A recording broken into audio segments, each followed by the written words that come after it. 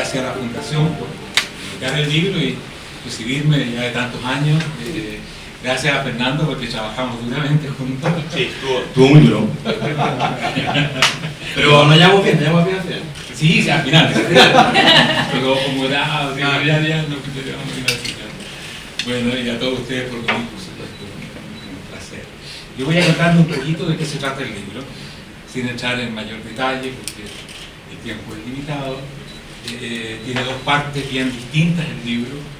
La parte fundamental es un estudio de experiencias empresariales de grupos inmigrantes en Estados Unidos. Y la segunda parte, un apéndice, se refiere a Chile, describe lo que ha sido la migración en Chile, en el último tiempo sobre todo, y hace algunas recomendaciones para iniciar una conversación más que nada.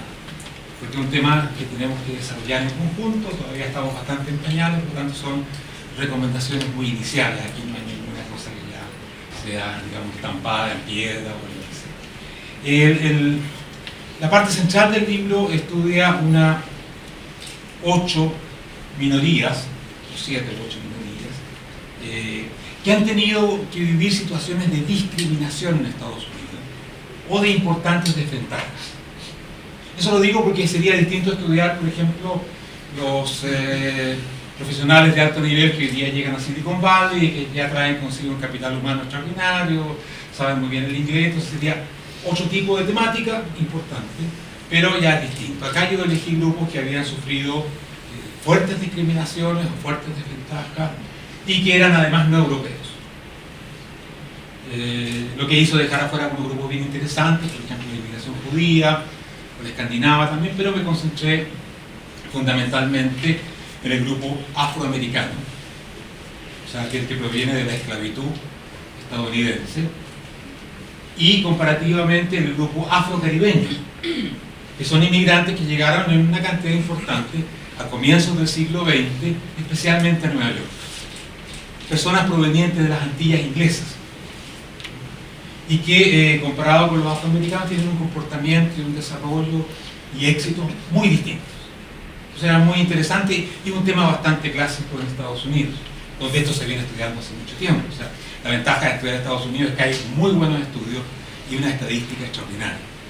Uno entra aquí por internet y realmente uno queda abrumado del detalle de la estadística estadounidense, algo que inspira para decir necesitamos hacer cosas más o menos parecidas, porque necesitamos mucho más conocimiento.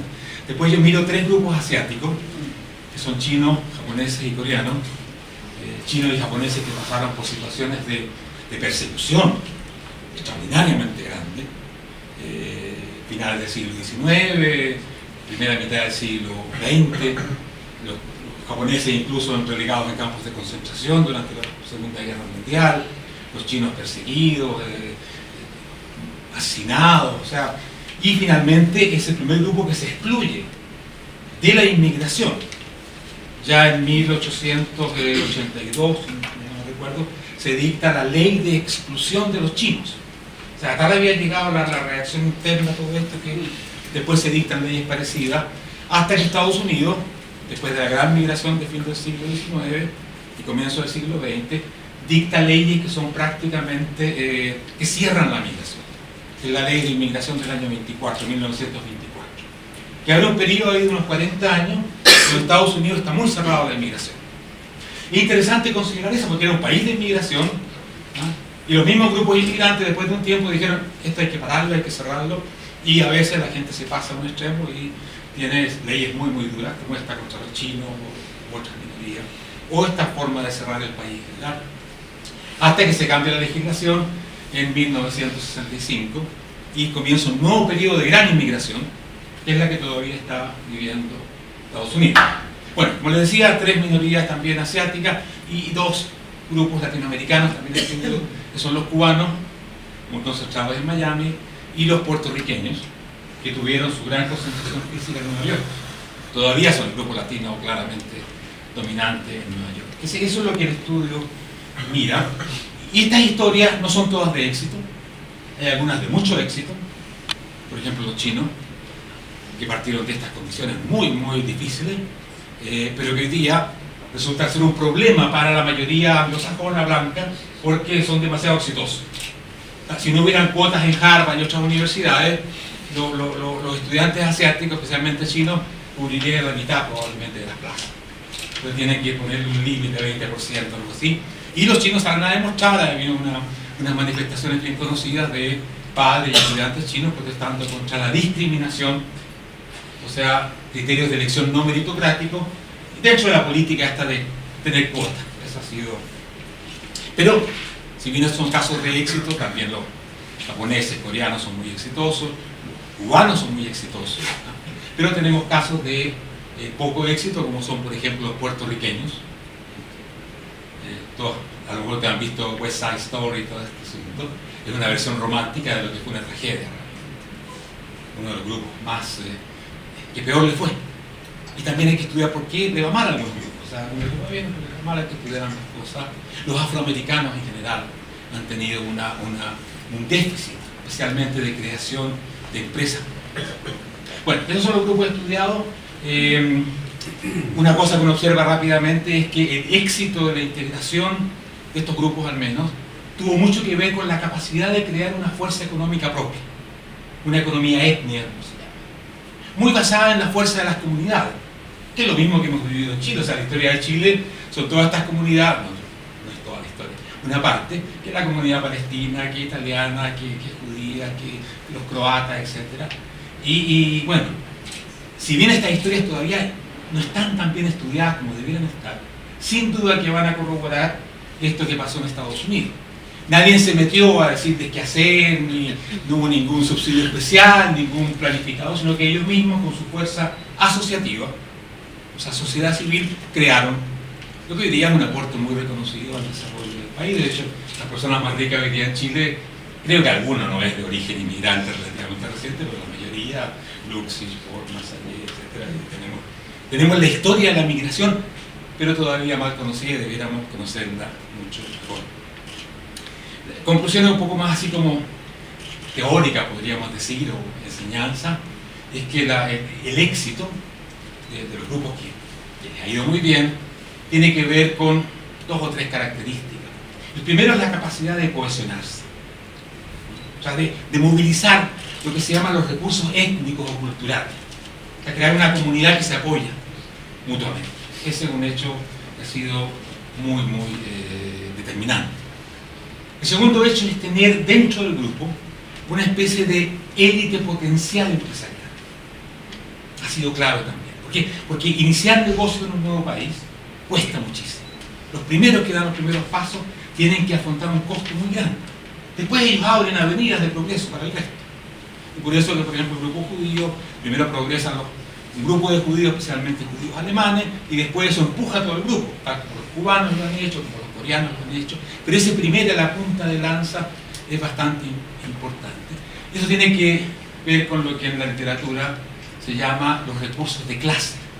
O sea, estudio, capital humano, a veces capital también monetario, en algunos casos, etc. Entonces, es la conjunción de los recursos étnicos, acumular, digamos, la fuerza de un grupo, más la existencia de estos potenciales emprendedores, lo que es un hecho muy importante para este éxito. Los grupos que no han tenido eso, el caso de los puertorriqueños es muy claro en ese sentido, por la extracción que tenía la inmigración puertorriqueña, no han tenido esa capacidad que, por ejemplo, los cubanos tuvieron. Los cubanos en la inmigración post-59, donde se da una parte importante, especialmente al comienzo de lo que era la élite cubana, tanto empresarial como profesional. Ellos logran después concentrarse en Miami y generan porque es Miami. Realmente es, como dijo Barack Obama cuando visitó a Cuba, dijo, en Estados Unidos hay un monumento a los cubanos, o de los cubanos, Miami.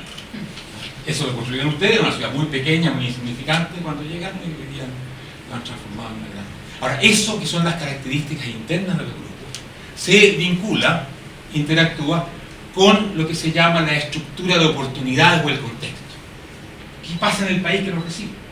Es una economía dinámica, es marcada, las características que tiene una economía superindustrial o muy de servicio, etc. Todo eso interactúa para ver qué pasa con la inmigración. Yo estudié aquí varios casos que son significativos, puertorriqueños, por ejemplo, inmigrantes muy pobres de una isla muy pobre, superpoblada, como es Puerto Rico. Hoy día vive más puertorriqueños en Estados Unidos que en Puerto Rico. Son como una cosa bastante asombrosa esta migración. Pero ellos, como inmigrantes pobres, se incorporan, por ejemplo, a la empresa textil, fundamentalmente en Nueva York.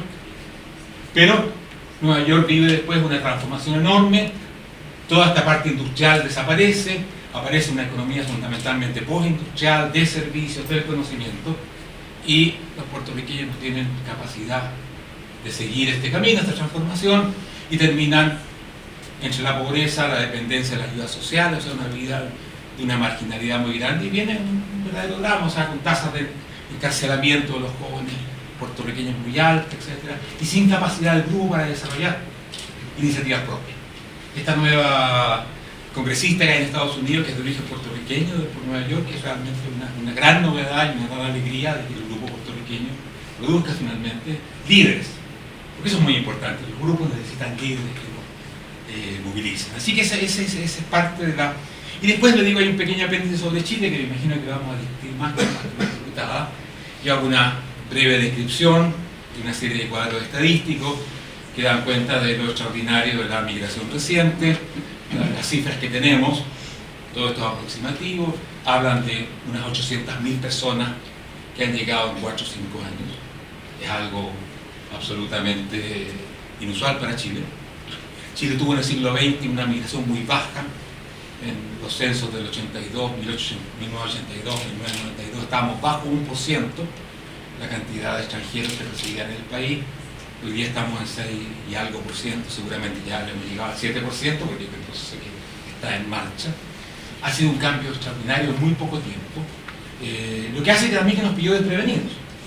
Regulatoriamente lo primero fue ordenar la casa en cuanto a quienes podían venir, quedarse, cosa que no es nada de fácil, lógicamente. Y después lo que no se ha iniciado. Bueno, ¿y qué hacemos ahora? Ahora que tenemos 1.250.000 o más extranjeros que viven acá, una cosa nueva, y que va a impactar en la historia de Chile, pero de una forma absolutamente decisiva. Estamos hablando de una cantidad muy grande de gente, además, en la edad más productiva, gente joven, gente con su vida por delante. Por lo tanto, la historia de Chile va a ser en gran parte la historia de esta migración y qué pasa con ella.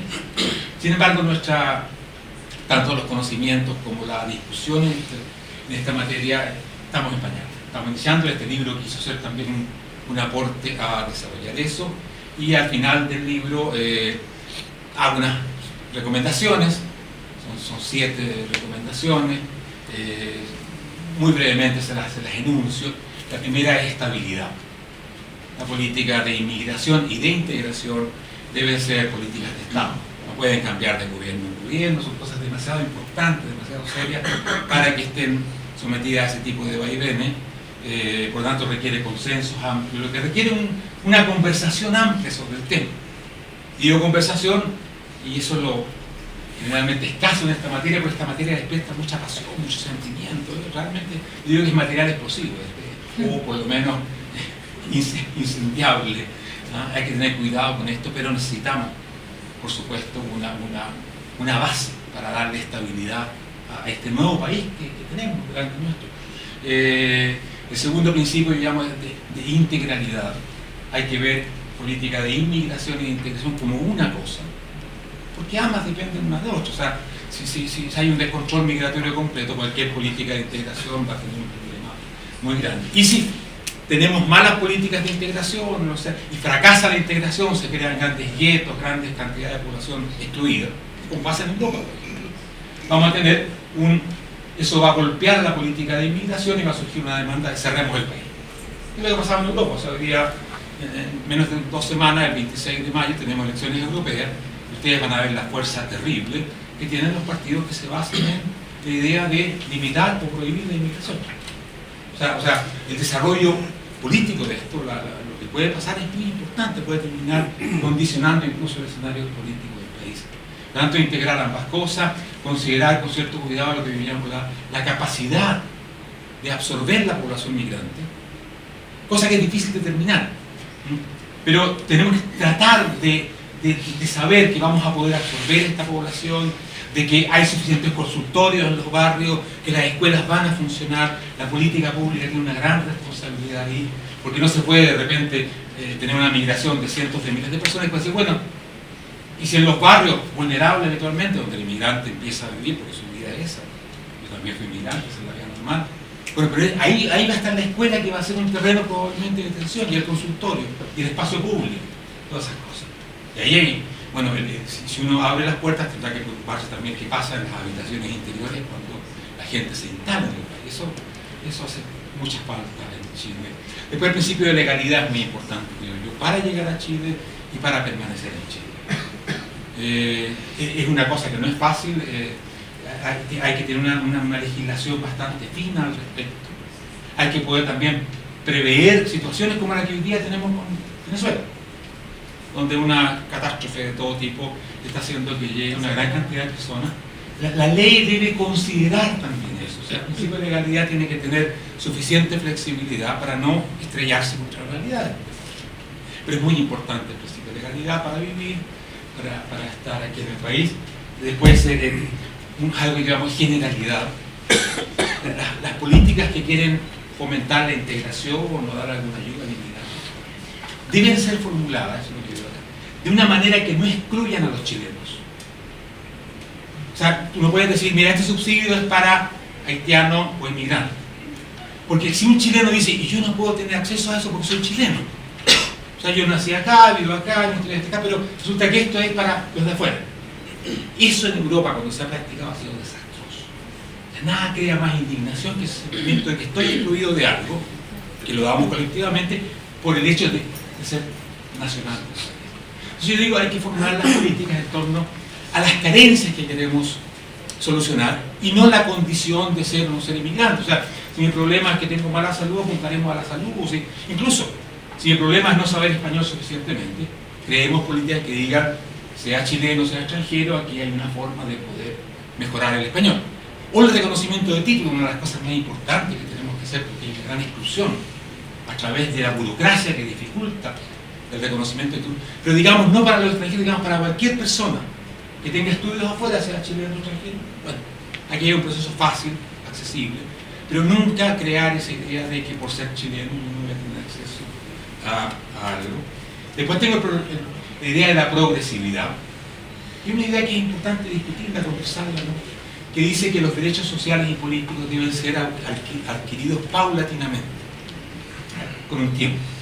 Eso aparte de una base de derechos esenciales que tienen que estar siempre presentes.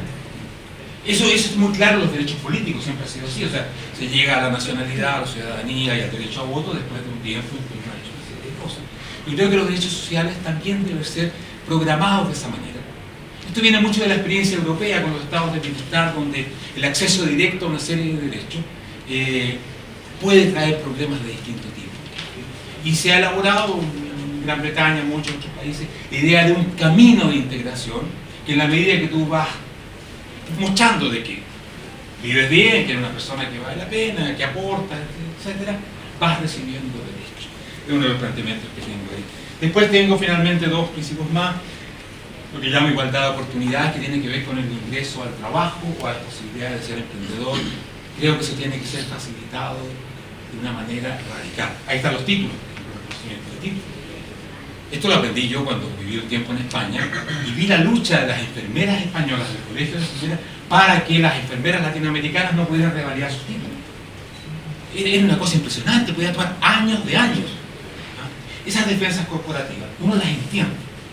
La gente quiere defender. Como los choferes de taxi, cuando ven los Uber, claro, se firman la defensa. Y si los Uber los manejan además los venezolanos, que es bastante común hoy día, cuidado, porque hoy día puede surgir un conflicto entre el chofer de taxi chileno y el Uber venezolano. Esos conflictos, cuando se plantean así, son fatales. Pero la idea es, tomando conciencia de esto, tratar de facilitar el ingreso al trabajo, porque es la mejor forma de integrarse. En Europa hemos visto mucho la integración a través del estado de bienestar, que es al consumo. Reciben un subsidio, no trabajan nunca porque no han podido trabajar, porque es muy complicado todas las regulaciones, y al final eso genera una reacción xenófoba tremenda. Viven de nosotros. No solamente que son raros, se llaman Mauricio o Ahmed, lo que sea, y tienen religiones raras, sino que además no son. Esa combinación es realmente la... Y finalmente yo digo que las políticas públicas deben tratar de actuar a través de la sociedad civil. Que en la medida que queramos promover educación, salud, lo que sea, hay que tratar de usar la fuerza de la sociedad civil, de las comunidades, para organizar y dar respuesta a las necesidades que existen. O sea, el Estado debe ser, digamos, el apoyo, y hay que tenerlo sin duda, el apoyo de esa iniciativa civil. ¿Por qué? Porque toda la experiencia que yo analicé en Estados Unidos habla de la importancia de estas redes asociativas. Y cuando no existen las redes asociativas, la gente se queda muy sola, su capacidad de emprender es muy baja y en general de salir adelante es muy baja. Por eso yo digo, hagamos política social a través de la sociedad civil y no por sobre la sociedad civil, excepto que no haya respuesta a la sociedad civil, claro. Bueno, eso es un poco un resumen, y ahora, disculpen si me alargué un poquito, pero por favor.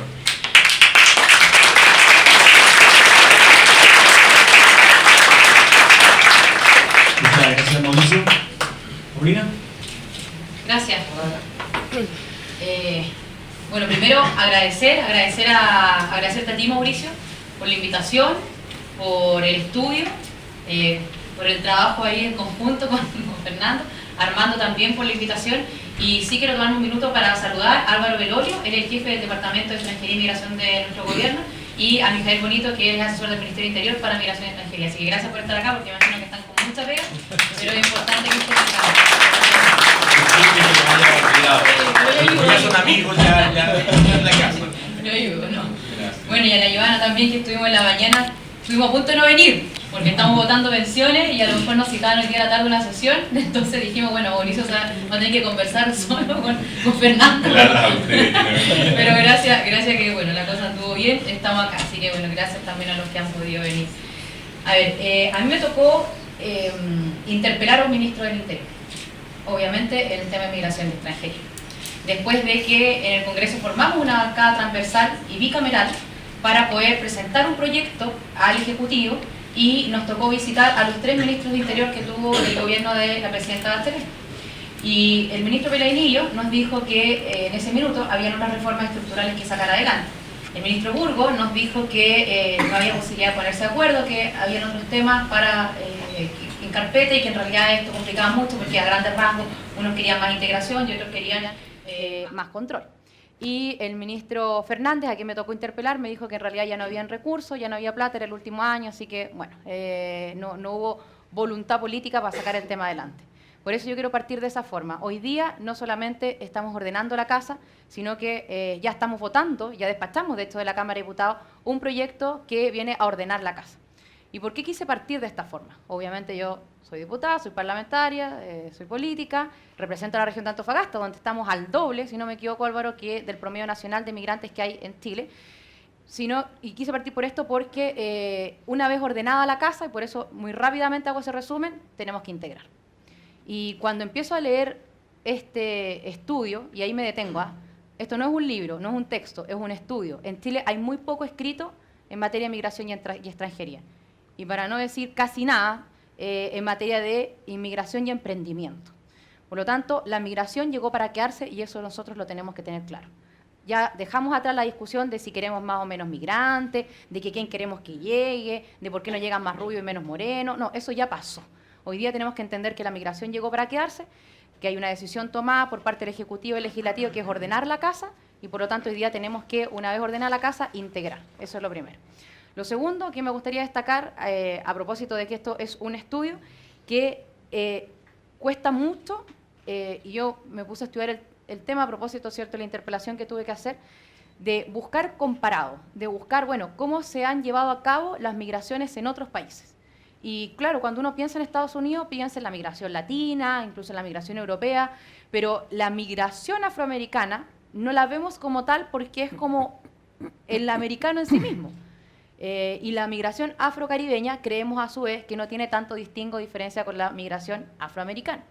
Después cuando vemos, por ejemplo, la migración de los puertorriqueños, de los latinos, claro, uno piensa en Miami y también lo ve como en sí mismo y se olvida de qué tuvo que pasar para que ya tuviéramos, ¿cierto?, personas integradas a ese país. ¿Y por qué creo que es importante buscar lo que ha ocurrido en otros países? Porque nosotros no solamente estamos en pañales, como decía Mauricio, respecto a los estudios, a los textos que hay, sino que también estamos en pañales en la definición de las políticas públicas. Por eso, definir principios o recibir recomendaciones y obviamente mirar cómo lo han hecho otros países es clave para definir políticas públicas. Y voy a ocupar tu primer principio, Mauricio, de que tenga estabilidad y no estemos cada vez que cambie un gobierno definiendo el catálogo de visa, o qué significa ordenar la casa, o bienvenidos estos y afuera los otros. Yo creo que si hay una política pública que hoy día debe preocupar a todo político responsable y a todo gobierno que esté mirando el futuro, es la migración y la extranjería que estamos recibiendo en Chile. Mauricio hablaba en el texto de el enfoque de redes. Yo creo que esto es clave. Y para nuestro país también es importante. Este enfoque de redes que se traduce en que ningún migrante va a emprender aislado. Ningún extranjero que viene llegando al país va a emprender aislado. Se requiere una cohesión social, se requiere de una élite empresarial que apoye. Se requiere además, porque no es que se requiere, se van juntando, ¿cierto?, entre sí, pero hay que tener ojo y cuidado en algunas cosas. Esta cohesión social, lo que no puede ocurrir, y ahí es una alerta para nosotros, en que vayan instalando instituciones en paralelo. La cohesión social tiene que ser para que con más fuerza se pueda emprender, ya que nos estamos enfocando en eso. Pero la cohesión social no se puede traducir en tener colegios para, iglesias para, supermercados para, porque entonces no vamos a avanzar en una integración real. Y la mayor fuerza para poder integrar es el trabajo. Y ese trabajo hay que facilitarlo. Cuando una persona deja su casa, deja su país, la deja buscando, obviamente, tener mejor expectativa, mejorar su calidad de vida. Y si hay algo básico para mejorar la calidad de vida de cualquier persona, es tener trabajo. Si Chile le cierra la puerta a las personas en materia de trabajo, y cuando digo trabajo lo explico en forma más general, hablo de tanto como empleado, como emprendedor, pero como su propio jefe, en fin, pero sí que tenga las facilidades para poder desenvolverse en el país. Eso es clave. Y a eso le sumamos la rapidez con la que deberían empezar a convalidarse los títulos, etc.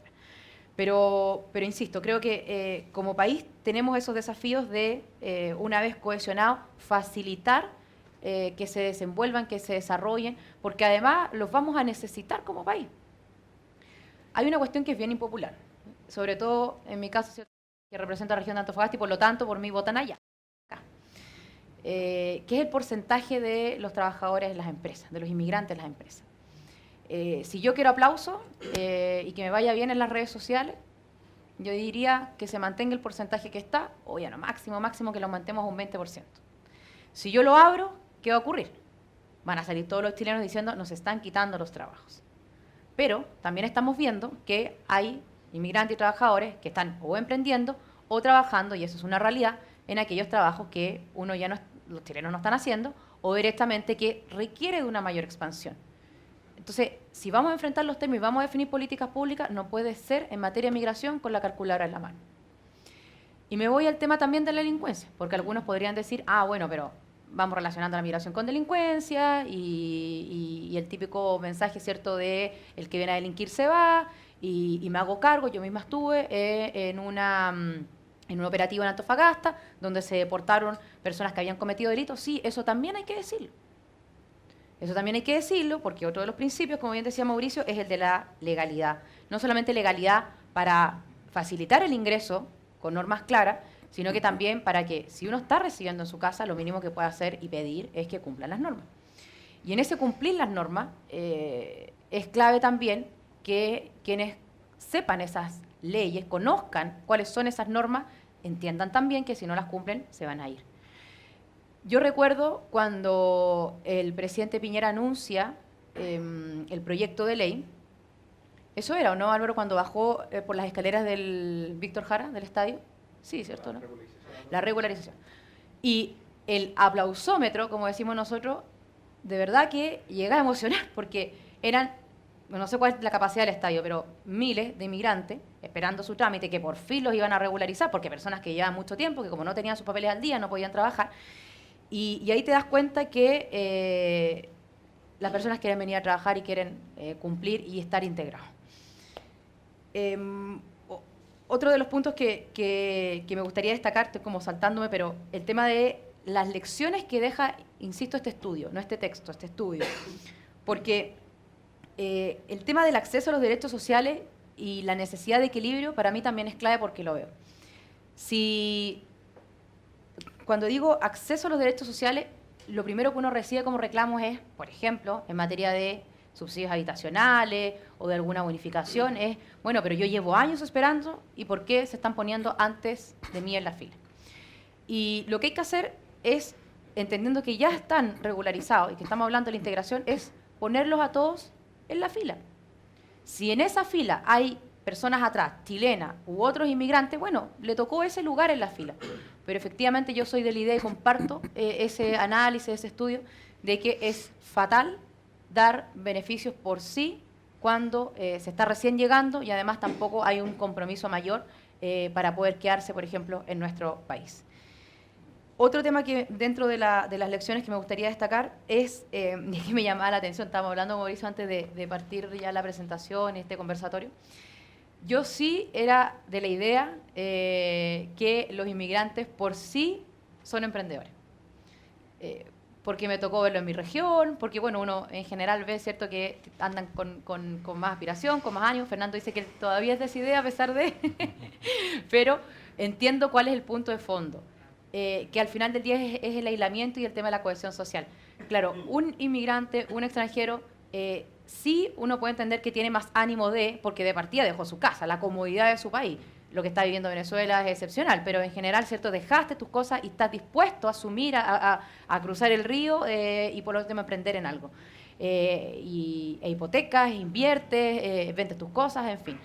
Pero también creo que ese inmigrante, por ser inmigrante, no va a salir adelante ni va a emprender solo porque sea de otro país que el que lo está recibiendo. O sea, es clave también entender que ese inmigrante, extranjero, / emprendedor, no es por sí, sino que es porque ha llegado, ¿cierto?, y tiene una cohesión social y tiene una élite empresarial que lo está apoyando.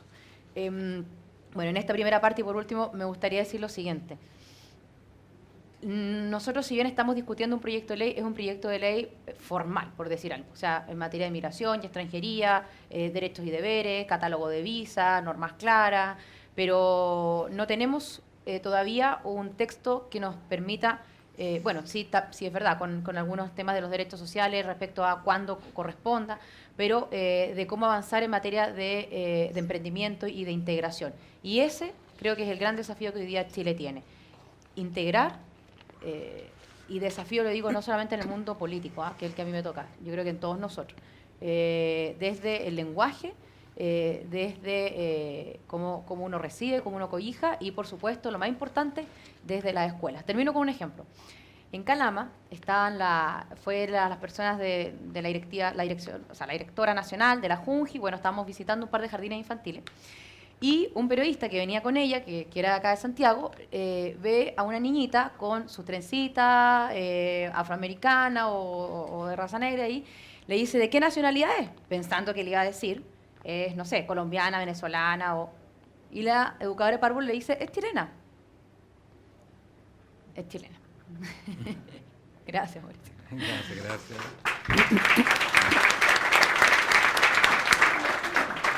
Muchas gracias, Paulina. Ivana, la palabra. ¿Cuánto tiempo? 10, 15 minutos. ¿Quién? Ya. Ok. Buenas tardes. Quiero agradecer la invitación también, saludar a los amigos que han estado acompañando el proceso también de migración. Y también a Paulina. Hemos estado en otros espacios también en materia migratoria. Bueno, yo me presento, soy la presidenta además de la Comisión de Gobierno Interior de la Cámara de Diputados, que efectivamente el año pasado tramitamos lo que fue la primera parte, lo que fue el proyecto de migración. Y por eso quise acompañarle ya. Creo que primero también señalar y valorar lo que se hace en el estudio, en el libro, en todo este trabajo por Mauricio Rojas.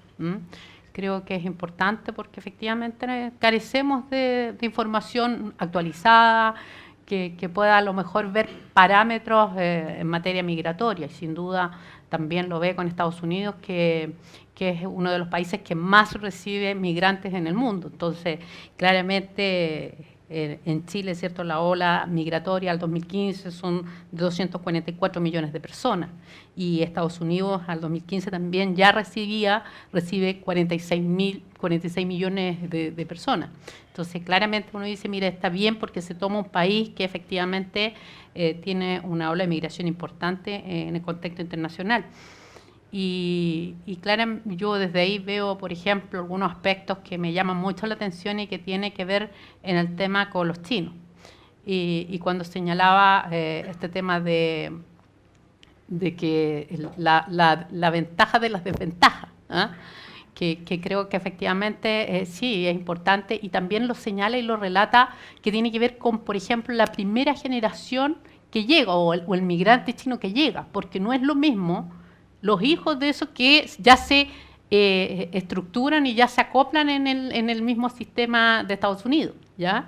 Y por eso habla también de la identidad y de mantener su cohesión, porque en el fondo también uno puede ver, y lo señala también el libro, como el barrio chino, ¿cierto? El que mantiene su identidad y el que logra salir adelante en ese emprendimiento, y uno va a Estados Unidos y encuentra los barrios chinos y se vive, ¿cierto?, esa lógica. Pero también señala y relata de los marginados de ese barrio chino, o sea, los que marginan, ¿ya? Y eso lo que genera los guetos, y esa marginación social, que es la que uno también le debería preocupar también en Chile, cuando lo traemos, ¿cierto?, a Chile. Entonces uno, cuando Mauricio al final relata los principios, yo encuentro que aporta el libro, porque si nos quedamos hoy día con la política que tiene Estados Unidos en materia migratoria, la verdad es que a mí me asusta, ¿ya? O sea, a mí me asusta, y recuerdo de cerrar y dejar a los niños separados de sus familias, ¿ya? Y yo, que creo en materia de los derechos humanos, quizá me habría gustado ver un capítulo en materia de derechos humanos en este libro también, porque la discusión esencial que tuvimos en el análisis de el proyecto de ley, que ustedes saben que del año 75 que no tenemos un proyecto actualizado, y se agradece que el gobierno hoy día haya presentado y que estemos avanzando. Anteriormente los últimos 3 proyectos no vieron luz. Hoy día vamos a ver un proyecto y lo vamos a sacar, porque Chile lo necesita.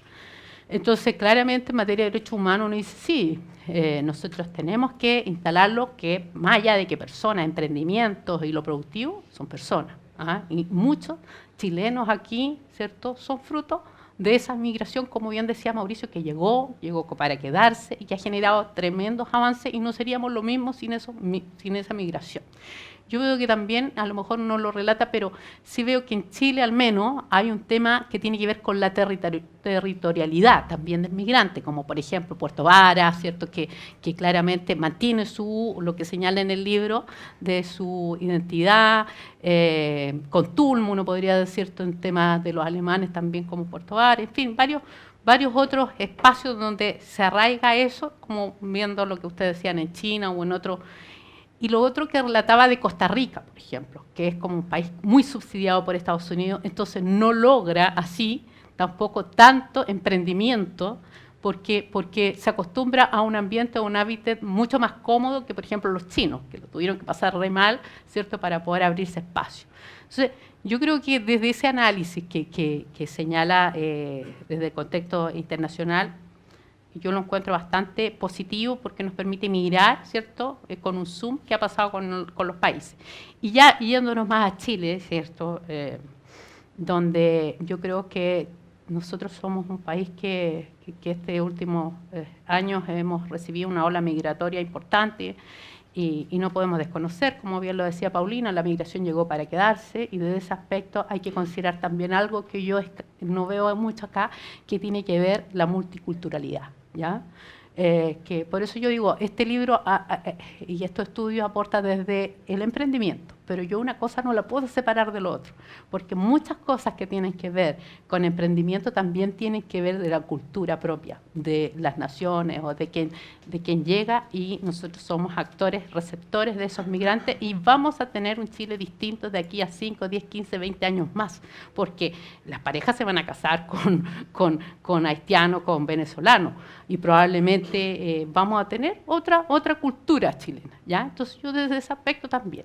Y lo otro que yo encuentro que tiene que ver con que nos dividimos ahí con Paulina, cuando se vio, nosotros no podemos quedarnos solo con las cosas positivas de la globalización, de los tratados comerciales, y también, ¿cierto?, como por ejemplo lo que pasó con el tratado de Marruecos, que Chile se restó en ese minuto de poder firmarlo, porque eran principios orientadores en materia de derechos humanos.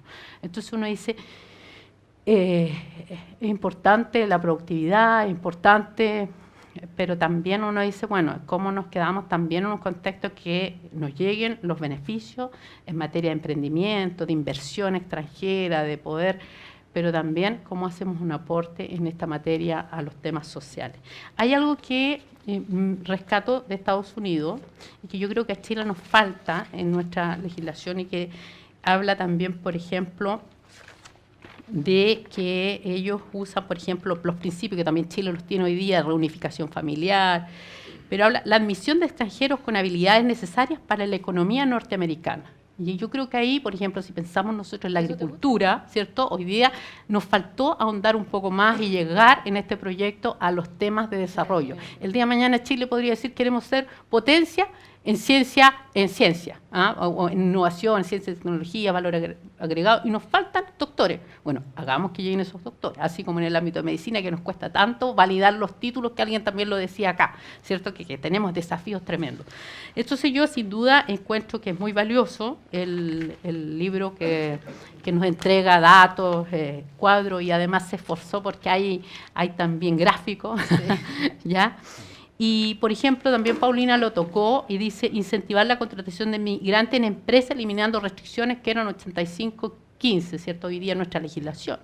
El gobierno presentó una propuesta, 60-40, lamentablemente la Comisión de Gobierno aprobó 60-40 y quedó en 85-15. Entonces uno dice, bueno, ¿qué estamos construyendo? ¿Cuál es la verdad que queremos decirle a Chile de la migración? ¿Estamos o no estamos a favor? ¿Ah? Entonces esta cosa es bastante extraña, porque incluso habían diputados del actual gobierno que proponían 50-50, ¿te acuerdas? En el ámbito productivo. Entonces uno dice, tenemos tan transparente lo que queremos del migrante, o queremos solo que venga utilizar los espacios que a lo mejor no han sido aprovechados en la fuerza laboral, porque son espacios quizás menos llamativos para algunos, ¿ya? Pero finalmente el Congreso hoy día, la Cámara al menos, está en el Senado, dejó 85-15. ¿Ya? Entonces uno dice, bueno, hay hartos migrantes en Santiago y a lo mejor a muchos les complica eso, lo que se hablaba de los temas de salud, de educación, pero resulta que de a poco también estas olas migratorias también se van moviendo a regiones, y en regiones van buscando espacios. Por ejemplo, la agricultura. Yo soy de Los Ángeles, ¿cierto? Ahí ha llegado importante grupo de migrantes que se dedican a esto, pero uno dice, bueno, ¿cómo somos capaces de ir adaptando esta migración que va moviéndose, incluso territorialmente? Por eso vuelvo a lo territorial. Incrementar política de integración cultural para crear ambientes favorables con las personas migrantes, súper también obviamente en eso, reconociendo los principios que señala Mauricio, que él los relató muy bien. Son ¿cuántos? 7 principios, ¿verdad? Y entregar una mirada desde la perspectiva de los derechos humanos para la migración. Yo me quedaría ahí, en esta parte, no quiero extenderme mucho, pero creo que sin duda es un aporte. Yo insisto en materia de derechos humanos, insisto en materia de multisectorialidad, porque en el fondo también hay que ver lo cultural, lo educacional, lo productivo, sin duda, pero me gusta mirar la migración pensando en el mediano, corto y largo plazo que vamos a tener el día de mañana. Muchas gracias.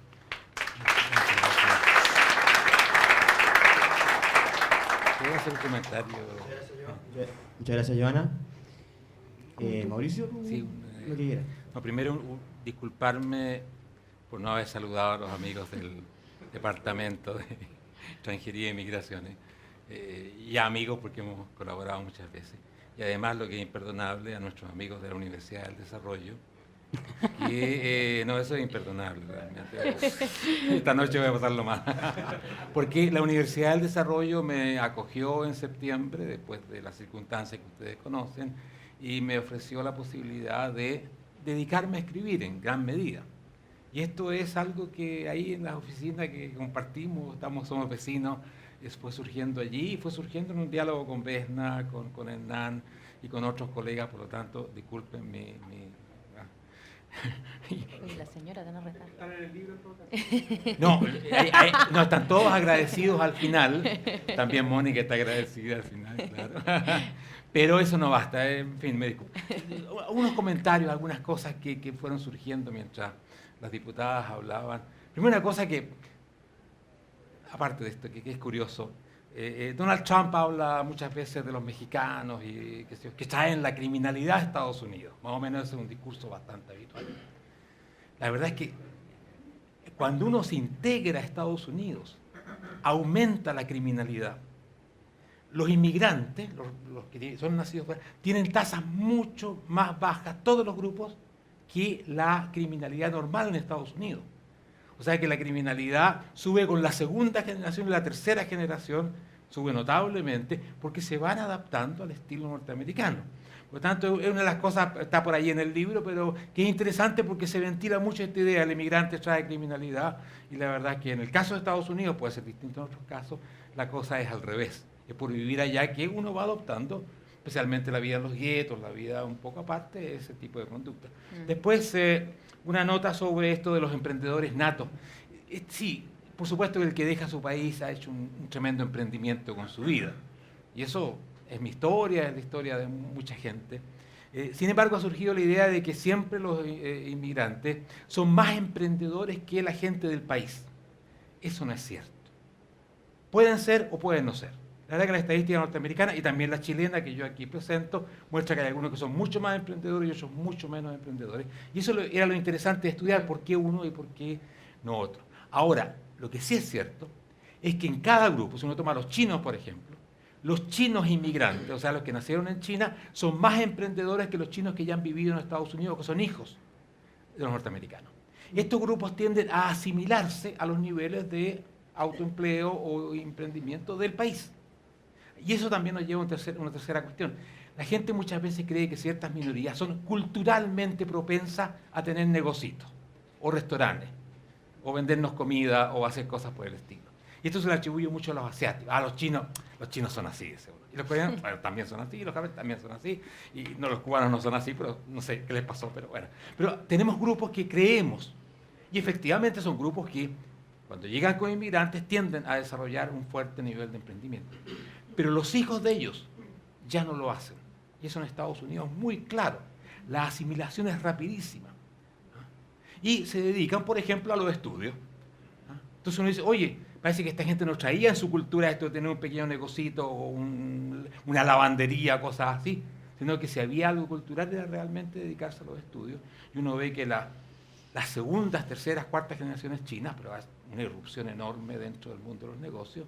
Lo que pasa es que, desde los estudios, los negocios son la primera puerta de entrada.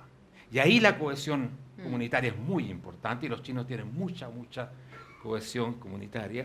Así que la cultura no es una explicación, sino que es una, más bien, ilusión. Que produce porque uno llega de China, también dice, pero así son los chinos más o menos. Pero ahí están los chinos que llegaron hace poco. Los que hace 2 generaciones estaban en el Chinatown están hoy día en Harvard, sus hijos, sus nietos. Y eso es muy interesante poder comprobar. Después una nota, esto de las ventajas de la desventaja que nombró la diputada. Bueno, ese es el argumento teórico del libro en realidad. El libro dice que estos grupos muy discriminados, en la desventaja que implica la discriminación, que puede ser brutal realmente, y los casos estudiados acá son brutales, también tiene una ventaja potencial si el grupo es capaz de cohesionarse y explotar esto. Porque, pongamos el caso de los judíos. Los judíos prácticamente no pudieron ejercer de profesores universitarios, con excepciones, por supuesto, siempre había alguien, pero en general las universidades americanas estaban muy cerradas hasta la Segunda Guerra Mundial. Es notable. Pero había un potencial humano allí, un capital humano enorme, desaprovechado, por razón de discriminación. O pasaba con los chinos, con los japoneses, con los coreanos. Entonces, en el grupo hay un potencial que los emprendedores del grupo, los que tienen la idea de desarrollar algo nuevo, pueden utilizar porque la sociedad en su conjunto no lo utiliza. Y habitualmente, ellos mismos se sienten impulsados a ser empresarios porque no encuentran otra salida muchas veces. Pero esa fuerza de trabajo dentro de la comunidad, generalmente cuando esa comunidad tiene muy pocas posibilidades laborales, cuesta menos. O sea, tú tienes una excelente fuerza de trabajo por un costo menor a su productividad. Que lógicamente los japoneses prácticamente solo podían trabajar en lavandería, hotelito y punto, o en la agricultura los japoneses. Entonces, claro, había el valor de la fuerza de trabajo de estos grupos estaba muy deteriorado por el prejuicio y la inclusión que tenían. Eso le daría una posibilidad a los emprendedores del grupo de competir exitosamente con el empresario blanco que no ocupaba este excelente capital humano. Y al final terminó siendo una ventaja de las desventajas, eso se argumenta bastante en el libro.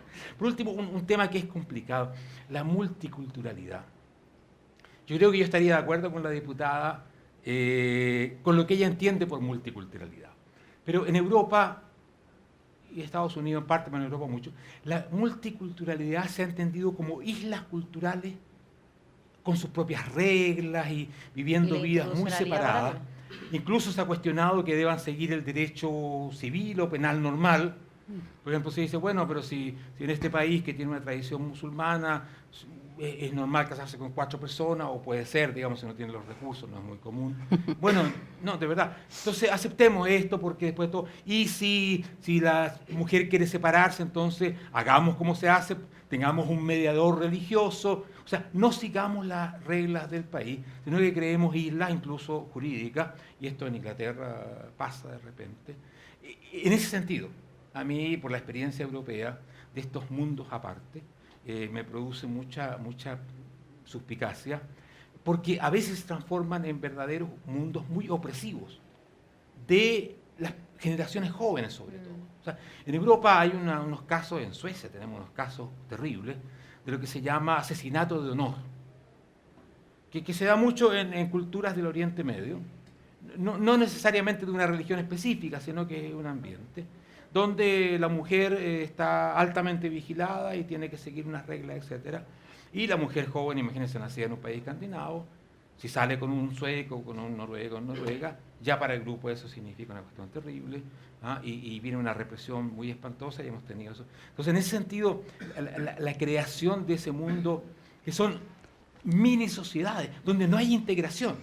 La integración es lo contrario, la integración es compartir todo esto. Aquí son mundos de exclusividad. Ese tipo de cosas a mí me produce mucho, pero yo entiendo que no es lo que la diputada quería decir, y yo creo que la multiculturalidad que la diputada argumenta es la misma que a mí me gusta, la diversidad, la riqueza, que aprovechemos todo eso, pero en Europa está esa cuestión bastante complicada, también en Estados Unidos en parte, que a veces las leyes mismas lo promueven cuando crean, por ejemplo, cuotas étnicas, un problema muy grave, cuando dicen los asiáticos tienen esto, o los afro tienen esto, etcétera. Y después vienen nuevos grupos que quieren tener también, pero nosotros resulta que somos cojos, verdes o azules, no importa. Ahí piden también ese derecho. Y la sociedad se va fragmentando en mundos con derechos distintos y que exigen también esas tendencias son bastante complicadas. Pero eso solamente, y muchas gracias por los comentarios, pero sí. Gracias, Mauricio. ¿Quieren conversar algo más con Mauricio? ¿Alguna idea? Yo tengo un punto. ¿Sí? Sí. Pero, mira, no, es que escuchaba a Joana y me acuerdo y veía a Álvaro, a Mijail, porque lo discutimos en su minuto, casi como en un anteproyecto, por decirlo de alguna forma, pero y por eso quiero preguntarte, Mauricio, a lo mejor, ¿qué piensas tú? Con el tema de la discriminación positiva. Joana decía, bueno, si vamos a definirnos, necesitamos, no sé, ya médicos, bueno, facilitemos, ¿cierto?, que lleguen médicos, o que esa reconvalidación de títulos sea más rápida que la de cualquier otro profesional. O sea, que cómo ha funcionado en otros países el tema de la discriminación positiva. Entiendo que en Canadá, por ejemplo, me tocó verlo, en Australia también hubo, y no solamente una discriminación positiva de profesiones, actividades, sino que geográficamente, por ejemplo, vamos a entregar subsidios sociales, claro, pero en tales partes que nos interesa que poblar, o que hay menos migración, en cambio no en otras regiones que ya la cosa está sobre el promedio nacional. Entonces, ¿cómo operar con esa discriminación positiva? Si permite, mira, esto de la discriminación positiva es bien complicado, no en el sentido que tú mencionas, Paulina, sino cuando se crean cuotas, especialmente cuando esas cuotas podrían ir a los no nacionales y excluir al nacional de algo. Eso sería, suponte que dijéramos, Bueno, en estos empleos tenemos que tener un 20% de venezolanos. Y resulta que un chileno, que resultó nacer acá, no fue un pecado original, pero nació en Chile, va a no tener trabajo porque un venezolano que está en la cuota sí lo va a tener. Ese chileno va a ser un votante mañana de un partido antiinmigrante probablemente. Porque así, pero ¿por qué si yo tenía más mérito pusieron a esta persona? ¿Ah? Ahora, hay razones para justificarlo, ¿ah? Yo creo que uno podría argumentar, pero el efecto en la convivencia y político hay que tener sumo cuidado con eso. Es el principio de generalidad que yo les decía, que ninguna cosa sea atribuida a alguien por no ser chileno y excluido de ese derecho, posibilidad, alguien por ser chileno. Por esa razón así, ¿cómo sería, por ejemplo, decir que hay una cuota? Ahora, muy distinto lo de las cuotas del 15%, del 85%, que yo creo que... Ahora, lo que tú dices de la discriminación positiva en cuanto a las profesiones, que un país dijera queremos más médicos o queremos darle a los médicos un canal rápido de... Se ha usado muchísimo, ¿eh? Se ha usado muchísimo, doctores en Suecia, en todas partes, porque hay una gran carencia en Europa de fuerza de trabajo, especialmente en el sector de salud y educación, muy grandes carencias. A mí me gustaría una política general de facilitar las cosas. O sea, porque claro, ¿por qué no la enfermera o el médico? Uno puede decir, bueno, porque el interés del país dice esto. Yo tendría una política de mayor apertura incluso, ¿no? Que favoreciera a cualquier profesional que pudiera validar acá sus estudios y después veremos cuán lejos llega. Pero entiendo que a veces hay regiones. Eso se ha practicado mucho se practica mucho en Canadá, en Suecia, donde dicen en la región del norte nadie quiere irse porque es muy oscuro y mucho frío. Entonces mandamos un brasileño que se muera definitivamente, ¿vale? Pero es entendible eso. Sí. Y yo estuve en la comisión que elaboró la actual ley de inmigración en Suecia, donde se acepta bastante la inmigración laboral, cosa que no era tan aceptada antes. Y ahí hay muchos de estos principios, incluso de ligar el primer año de residencia a una región. Por ejemplo. Esas cosas son perfectamente discutibles, porque yo creo que eso no implica esa otra discriminación positiva de que yo hablaba, sino que es algo que el país puede perfectamente por sus necesidades adecuar. Está como le exigimos a un estudiante algunas cosas que haga una práctica de un año, podemos también tener esa... Diputada, ¿tú qué quieres decir? Bueno, mira, yo creo que a mí quizás que eche de menos un poco ver el tema de la fuerza laboral y el nexo con el trabajo formal en nuestro país, o sea, la fuerza laboral productiva y el trabajo formal e informal, si es que hay algo de eso. Y otro que también hay un dato de la OCDE que demostró que al aumentar los flujos migratorios también aumenta la productividad. Entonces yo no sé si eso es un mito o es un dato porque la OCDE lo señala. Y lo último que ustedes hablan también de la sociedad civil, de la cooperación, de los principios, que es muy bueno. Y ahí yo un poco reclamo lo que se hizo a través también, aquí está Mijael Bonito y está también Belolio, que tiene que ver justamente con eliminar, por ejemplo, lo que establecía el proyecto anterior o lo que se usaba, que era este Consejo Migratorio, que en el fondo también estaban instituciones de la cooperación migrante de distintas fundaciones, ONG, y eso lo eliminó en un minuto, ¿te fijas? Entonces uno dice, bueno, son principios orientadores que sirven, que apoyan, porque hay distintas aquí organizaciones migrantes, me imagino, que están representadas en este espacio. Pero lo reemplazó, o sea, lo eliminó como asesor y crea el Consejo Migratorio, que crea órganos, pero no los considera dentro de un órgano más decisivo, sino que como auxiliar solamente, pero antes tenía una decisión y por eso nos reclamaron tanto, porque habían sido eliminados así nomás. Entonces, por eso yo digo, está considerado como principio. Yo lo valido, creo que la cooperación y la integración y considerar estas ONGs que ayudan, sin duda. Eso, gracias. Sabes que conversaba con Hernán, con el cual almorzamos juntos muchas veces y tenemos conversaciones muy entretenidas. Pero esta fue más técnica, acerca del INE y la forma que tiene de medir el trabajo, el empleo, el desempleo, etc. Y por lo que Hernán me contaba, usa una base estadística muy, muy antigua. Por lo tanto, tal vez no adaptada a lo que... No es el mejor ejemplo en INE hoy día. El INE está INE, pero tiene puros problemas. Está bien. No, pero esto es un problema serio. Yo creo efectivamente que cuando yo miré las estadísticas después del trabajo, yo dije, aquí falta gente. Aquí falta. Mira, en los últimos 5 años, la población activa la fuerza de trabajo, o sea, los que están buscando trabajo de alguna manera o trabajando, ha aumentado en 600.000 personas. Hay un incremento natural en Chile, pero uno dice con 800.000 inmigrantes, de los cuales seguramente 500.000 por lo menos deben estar tratando de integrarse a la fuerza de trabajo aquí esto no coincide. Y ese sería un tema muy importante de desarrollar. Después, lo que tú dices de la productividad. Hay un efecto positivo en un sentido, o debiera haberlo, y es que la población inmigrante, por ser joven, tiene niveles educacionales, en general, superiores, porque en los países hay una gran disparidad. Pero en Chile tenemos una enorme parte de la fuerza de trabajo que tiene pocas calificaciones, y tú ves que hay una diferencia en la edad que es muy importante. Por eso que la comparación del nivel de estudio de los inmigrantes con los chilenos, uno dice, pero pucha, que también educados los inmigrantes. Y tú hacías un parangón con los venezolanos, que Claro. tienen un nivel de escolaridad más o menos similar y que al es cierto chileno, que es notable su o nivel superior. de escolaridad. Pero de todas maneras, habría que juntar el efecto de la cohorte, de la edad, digamos, para ver la buena comparación. Pero es cierto que nos está llegando gente bastante joven, con estudios a un nivel, porque incluso los grupos con menos estudios, que son bolivianos o haitianos, están muy cerca del promedio chileno. O sea, tampoco hay que creer que aquí ha llegado una población sin ningún... No es ese el caso. Pero el caso de los venezolanos es extraordinario. O sea, están al nivel de prácticamente los españoles, los norteamericanos, los estadounidenses. Es muy alto. Por lo tanto, en ese sentido podría haber un efecto. Va a depender mucho de la integración real de las personas. Es un aspecto que está por verse. Ahora hemos tenido un aumento de productividad este último año. ¿Podrá tener que ver con la migración? Podría tener que verse. La verdad es que cuando hay un shock de fuerza de trabajo de esta magnitud, muchas cosas pueden tener que ver con esto, pero nuestro conocimiento todavía es bastante precario al respecto, y es una de las cosas que tenemos que mejorar urgentemente. Nada más que agregar. No, Mauricio. nada. Bueno, muchas gracias a todos por estar acá, escuchar esta interesante presentación. Gracias, diputadas, por estar y aportar aquí la discusión polémica, pero aquí bien tratada. No, Gracias, no es Mauricio, por nada, el yo libro. creo que... La universidad Muchas gracias.